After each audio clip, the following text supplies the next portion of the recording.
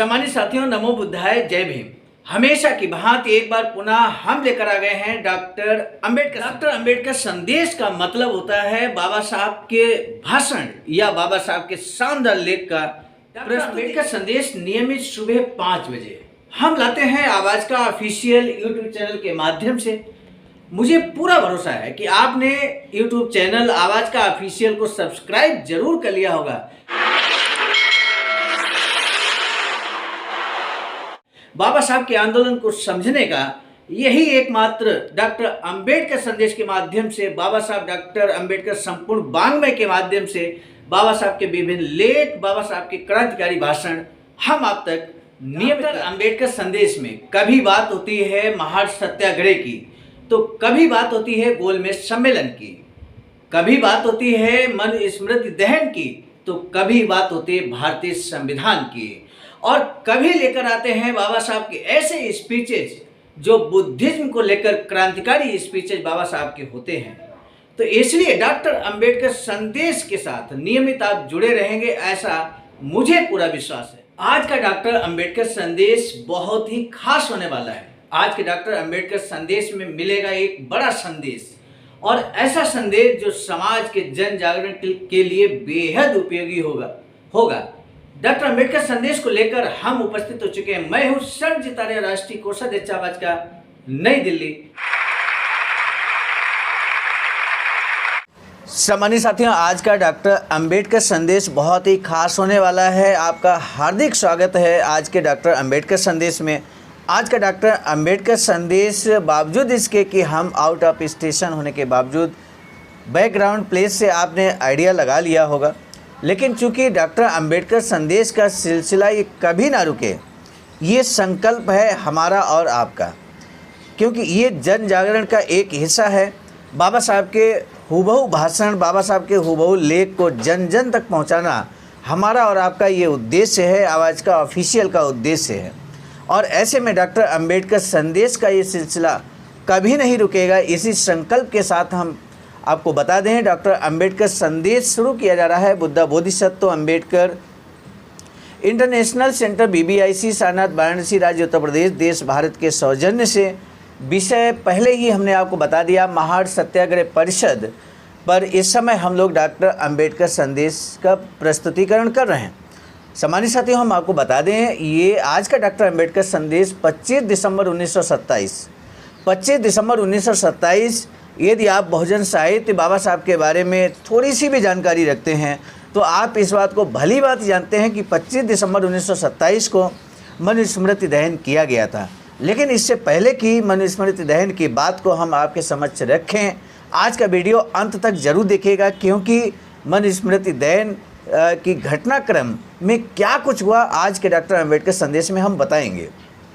साथ ही साथ हम आपको बताएंगे कि डॉक्टर अंबेडकर संदेश में आज जो मनुस्मृति दहन की घटना का हम जिक्र करने जा रहे हैं, बताने जा रहे हैं, उससे पहले 4 प्रस्ताव पारित किए गए। आइए देखते हैं। और इस महार सत्याग्रह परिषद के अध्यक्ष थे बाबा साहब डॉक्टर भीमराव अंबेडकर। बाबा साहब की अध्यक्षता में ही मनुस्मृति का दहन किया गया। लेकिन जो 3 प्रस्ताव पारित किए गए यहाँ पर, उन प्रस्तावों की बात भी हम लोग यहाँ पर करेंगे। तो आइए देखते हैं क्या कुछ है आज का डॉक्टर अंबेडकर संदेश। अब तक का सबसे खास संदेश लेकर हम उपस्थित हो चुके हैं। मनुस्मृति दहन की पूरी घटना, यूँ कहें कि बिल्कुल लाइव की तरह आप देख सकते हैं आज के डॉक्टर अंबेडकर संदेश में, बशर्ते कि वीडियो को अंत तक जरूर देखिएगा। इसी निवेदन के साथ हम आपको बता दें, बाबा साहब डॉक्टर अंबेडकर संपूर्ण वाङ्मय खंड 38 से, चूँकि यहाँ पर दिए गए बाबा साहब के स्पीच बहुत लंबा था, ये कार्यवृत्ति बहुत लंबी थी।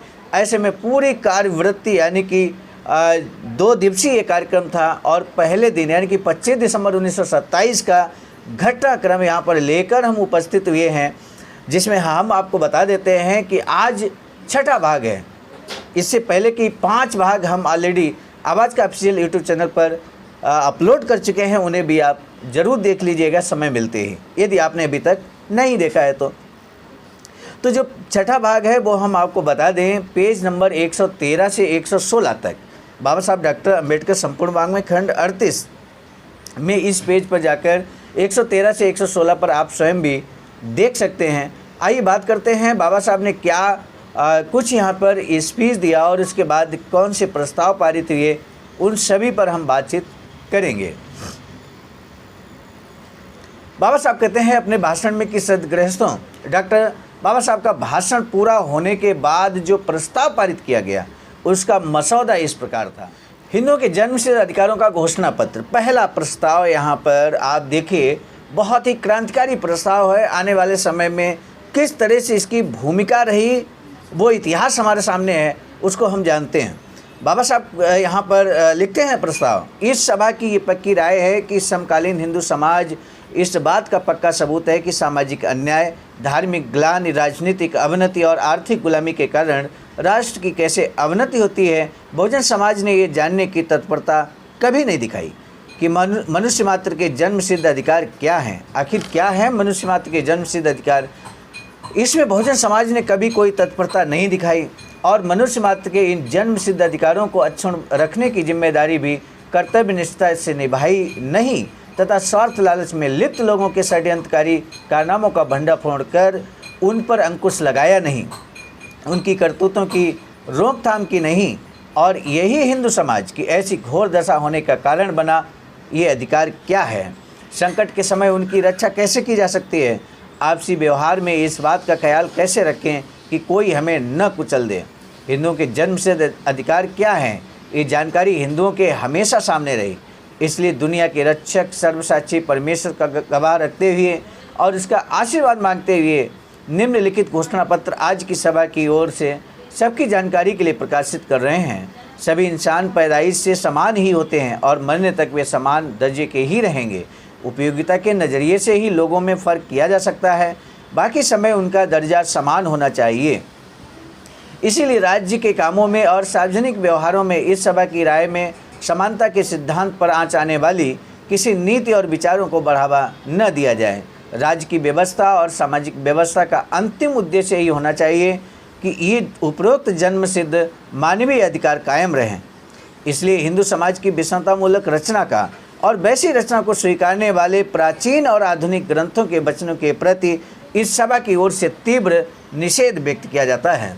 संपूर्ण जनता ही सभी अधिकारों और सत्ता का उद्गम स्थान है। किसी व्यक्ति का, समुदाय का या वर्ग का विशिष्ट अधिकार यदि बहुजन समाज की ओर से वे न दिए गए हों तो अन्य किसी भी आधार पर मान्यता प्राप्त करने के लिए योग्य नहीं हो सकते, पहले वे आधार राजनीतिक हों या धार्मिक हों। इसलिए समाज की व्यवस्था के बारे में श्रुति, स्मृति, पुराण आदि ग्रंथों के प्रति ये सभा तीव्र निषेध करती है।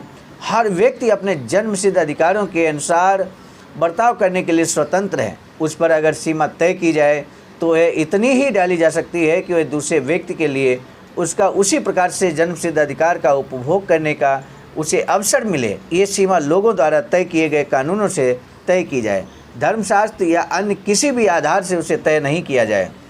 उसके लिए अष्टाधिकार जैसे मामलों की तरह विभिन्न जातियों में तय की गई असमान व्यवस्था का ये सभा धिक्कार करती है। समाज के लिए घातक होने वाली बातों पर ही कानूनन पाबंदी लगाई जाए। कानून में जिस बात पर पाबंदी नहीं लगाई गई हो उसे करने की आज़ादी हर किसी को हो। उसी प्रकार कानूनन जो बातें करना आवश्यक नहीं माना गया है उन बातों को करने पर किसी को विवश नहीं किया जा सकता। इसीलिए सड़कों का, सार्वजनिक पनघटों का और मंदिर आदि का सभी लोगों द्वारा प्रयोग करने पर पाबंदी न लगाई जाए। इसके लिए ये सभा समझती है कि इस तरह की पाबंदियां लगाने वाले लोग सुव्यवस्थित समाज रचना के और न्याय के दुश्मन हैं। कानून यानी किसी एक वर्ग द्वारा तय किए गए बंधन नहीं है, वह किस प्रकार का हो ये तय करने का अधिकार सारी जनता को अथवा उसके प्रतिनिधि को होना चाहिए। कानून सुरक्षा संबंधी हो या प्रशासनिक, वह सब एक सा लागू हो। समता की नींव पर समाज रचना करनी होती है। इसलिए मान सम्मान, अधिकार और व्यवसाय आदि के बारे में जाति का अड़ंगा बीच में नहीं आना चाहिए। भेदाभेद केवल व्यक्ति के गुणों के कारण ही हो, उनके जन्म के कारण न बने, उसके जन्म के कारण ना हो। उसके लिए प्रचलित जाति भेद पद्धतियों का और उनके साथ आने वाली विषमताओं तथा विभाजन के प्रति ये सभा तीव्र निषेध व्यक्त करती है। प्रस्तावकर्ता यहाँ पर जो पहला प्रस्ताव था, इसके प्रस्ताव प्रस्तुतकर्ता कौन है? डॉक्टर सीताराम नामदेव सिप्तरकर। समर्थन किसने किया? राजमाने भाऊ कृष्णा गायकवाड़। पुष्टि किसने की? राजमाने NT जाधव ने। अनुमोदन किया श्रीमती गंगाबाई सावंत ने। और दूसरा प्रस्ताव, क्रांतिकारी प्रस्ताव यहाँ पे रखा गया। सामान्य साथियों, शुद्ध जातियों की अवमानना करने वाली, उनके विकास को रोकने वाली, उनके आत्मबल को नष्ट कर उनकी सामाजिक, राजनीतिक और आर्थिक गुलामी कायम करने वाली बातों को नुकसानदेह जानकर उन छल कपट भरे हथकंडों को मनुस्मृति में आगे दिए जा रहे हैं। विभाजन कभी ध्यान में रखते हुए तथा उन पर हिंदू मात्र के जन्म सिद्ध हकों की घोषणा पत्र में सम्मिलित किए गए तत्वों के साथ तुलना करते हुए ग्रंथ, धर्म ग्रंथ इस पवित्र नामकरण के लिए अयोग्य हैं। इस राय को व्यक्त करने हेतु लोगों के बीच फूट डालने वाले और इंसानियत का कत्ल करने वाले धर्म ग्रंथ का ये सभा दहन विधि कर रही है। आप समझ गए होंगे किस धर्म ग्रंथ का दहन विधि यहाँ पे करने जा रही है। इस प्रस्ताव को प्रस्तुत किया श्री गंगाधर नीलकंठ सहस्त्रबुद्धे। समर्थन किया राजमाने राजभोज ने। पुष्टि की राजमाने थोराट ने। सूचना, इस प्रस्ताव में जो वचन कहे गए उन्हें अगले अंक में प्रकाशित किया जाएगा। संपादक यहाँ पर बहिष्कृत भारत कहते हैं। हालांकि ये हम आपको बता दें, जो यहाँ जिक्र किया गया बहिष्कृत भारत का, ये लेख नहीं मिल पाया, इस प्रस्ताव को नहीं मिल पाया। आगे ये नोट करके यहाँ बताया गया है। तीसरा प्रस्ताव क्या है, आइए हम देख लेते हैं। हिंदू धर्म के सभी लोगों को एक वर्णी माना जाए। हिंदू के नाम से इस वर्ग को संबोधित किया जाए और पहचाना जाए। मेरे सम्मानित साथियों, ये जो प्रस्ताव, तीसरा प्रस्ताव, जो 4 वर्ण यहाँ पर हिंदू धर्म के अनुसार बनाए गए, ब्राह्मण, क्षत्रिय, वैश्य और शूद्र, बाबा साहब कहते हैं बल्कि यहाँ 5 वर्ग थे, एक अतिशूद्र भी था। तो ये जो 4-5 वर्णों की जो व्यवस्था थी, ये बाबा साहब कहते हैं एक वर्ण माना जाए हिंदू धर्म को। और ये 1927 में कहते हैं।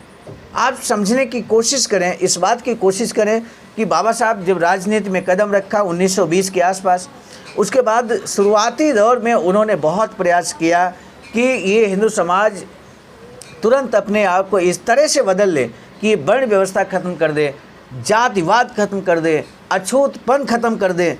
ऐसा प्रस्ताव बाबा साहब ने रखा अस्पृश्यों की ओर से, बहुजन समाज की ओर से।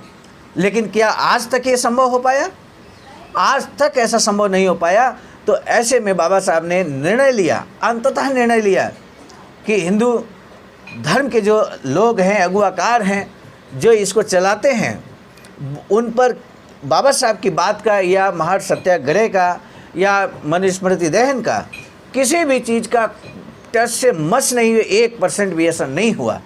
वो अपने जो उच्च वर्ण यानी कि जो ब्राह्मण, क्षत्रिय, वैश्य, शूद्र यानी कि जो अपने आप को उच्च कहते हैं, उन्होंने उस उच्चता को ख़त्म करने का कभी नहीं विचार किया।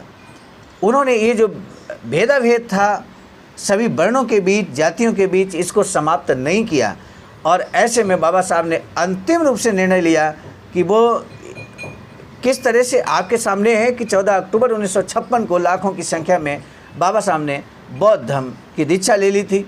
और इस तरह से पूरे भारत को बौद्धमय बनाने का बाबा साहब ने संकल्प व्यक्त किया था। ये अधूरा मिशन बाबा साहब का है, ये बात हमें समझना होगा।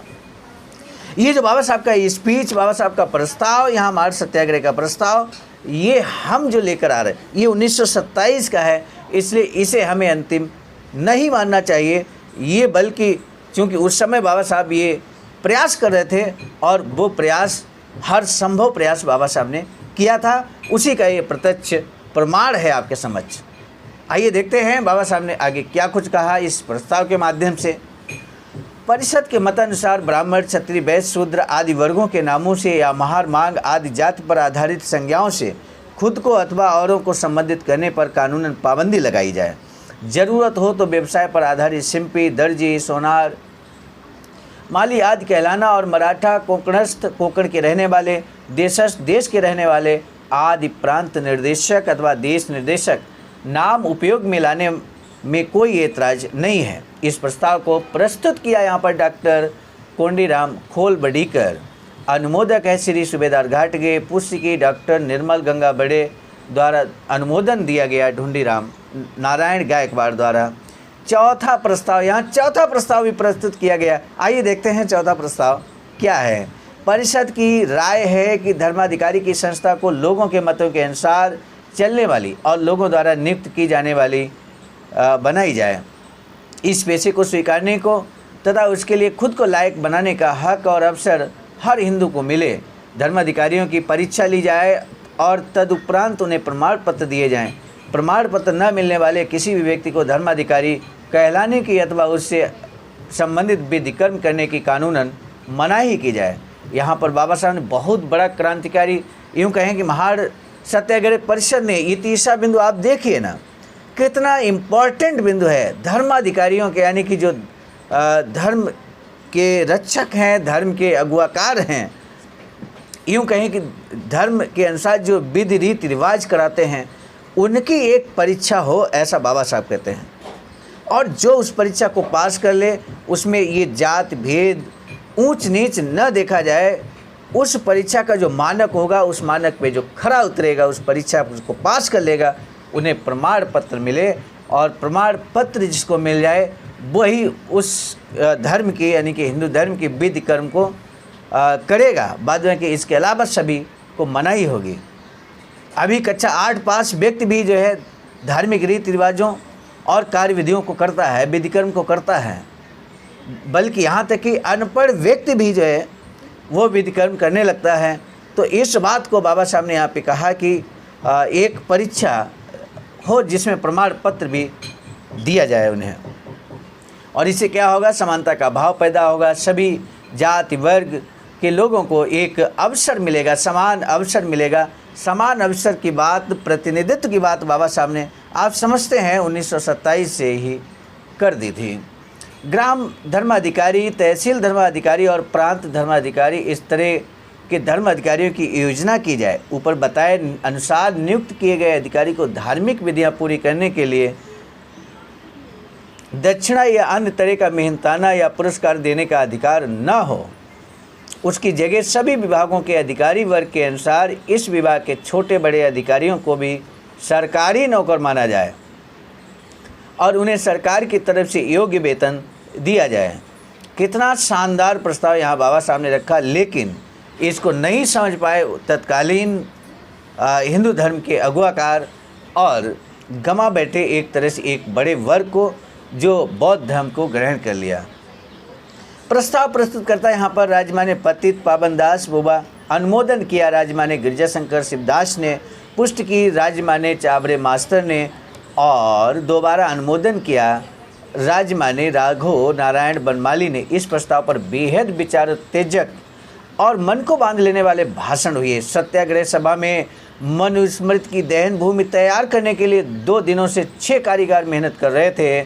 6 इंच गहरा और करीब 1.5 फीट चौड़ा और लंबा गड्ढा खोदकर उसे चंदन की लकड़ियों से भर दिया गया ताकि कोई भी पन्ना शेष ना रहे मनुस्मृति का। इस तरह से यहाँ पर व्यवस्था की गई मनुस्मृति दहन का। अब आप देखिए किस तरह से यहाँ पर होता है मनुस्मृति दहन। आइए देखते हैं। 4 कोनों में 4 फीट लंबाई वाले 4 खंभे खड़े किए गए थे। 3 तरफ से पताकाएं लगाई गई थी जिन पर मनुस्मृति की दहन भूमि लिखा था। अस्पृश्यता नष्ट करो नारा लिखा हुआ था। पुरोहितवाद को खत्म करो, इस तरह का यहाँ पर आदि नारे लिखे गए थे। दिनांक 25 दिसंबर 1927 को रात 9 बजे बापू साहेब सशस्त्र बुद्धे तथा अन्य 5-6 अस्पृश्य साधुओं के हाथों इस दहन भूमि पर मनुस्मृति की किताब रखकर उसे जला दिया गया। सम्मानित साथियों, यही वो ऐसा ग्रंथ था जो यहाँ पर इतना बड़ा, यूँ कहें कि भेद करता था अस्पृश्यों से, और किस तरह समाज में पूरी तरह से एक समाज के वर्ग को, अस्पृश्य वर्ग को तहस नहस कर दिया, दीनहीन बना दिया, सारे अधिकारों से वंचित कर दिया, यहाँ तक कि समानता के अधिकार से भी वंचित कर दिया, सम्मान के अधिकार से भी वंचित कर दिया।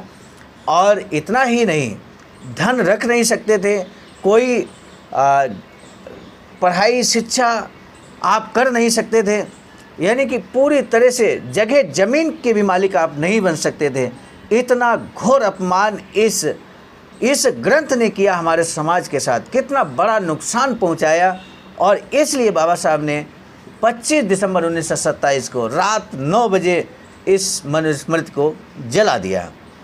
और तब से जाकर हमारा समाज निरंतर जागरूकता के मार्ग पर आगे बढ़ रहा है और निश्चय ही वो एक प्रगति के पथ पर अग्रसर है। बाबा साहब ने आगे चलकर विभिन्न अधिकारों से भी लैस हमारे समाज को किया, ये हम सभी इस बात को जानते हैं।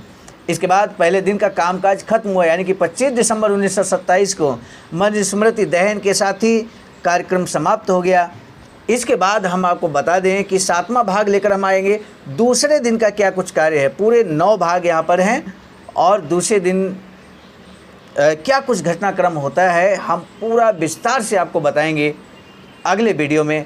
आज का वीडियो आपने अंत तक सुना, इसके लिए आपका तहे दिल से साधुवाद धन्यवाद ज्ञापित करते हुए हम आपको बता दें, बाबा साहब की एक अधूरी इच्छा वैचारिकी सेंटर बनाने की थी, जिस पर बहुत तेज़ गति से काम चला। 14,000 स्क्वायर फीट ज़मीन की खरीदारी सारनाथ वाराणसी उत्तर प्रदेश में आवाज़ का BBS3 आईडासा के माध्यम से और आप सभी के सहयोग से, अमूल्य योगदान से यहाँ पर ज़मीन 14,000 स्क्वायर फीट खरीद ली गई है, जिसका बाउंड्री कार्य हो गया है। मेन गेट भी अस्थायी रूप से बन गया है। अब इसमें जो अंदर का कार्य है, जो भवन है, वो बनेगा और इसमें आप सभी का योगदान, आपका अमूल्य योगदान अपेक्षित एवं प्रार्थनीय है। SBI account number IFSC code दिया गया है सम्मानित साथियों, इस पर आप भी अपना अमूल्य धनदान कर इस वैचारिकी सेंटर के निर्माण में एक इतिहास में नाम जोड़ सकते हैं। ये आपसे निवेदन है कि आप इसमें अपना बहुमूल्य योगदान अवश्य करेंगे। इसी आशा के साथ आज के डॉक्टर अंबेडकर संदेश को हम आपको बता दें, हम लेकर आए थे परम आदरणीय बुद्ध मित्र मुसाफिर सर, राष्ट्रीय महासचिव आवाज़ का, नई दिल्ली की प्रेरणा में। साथ ही साथ परम आदरणीय विजय कुमार बौद्ध जी, प्रांतीय कोषाध्यक्ष आवाज़ का, बिहार। और मैं प्रस्तुतकर्ता के रूप में स्वयं सर्वजीत आर्य, राष्ट्रीय कोषाध्यक्ष आवाज़ का, नई दिल्ली।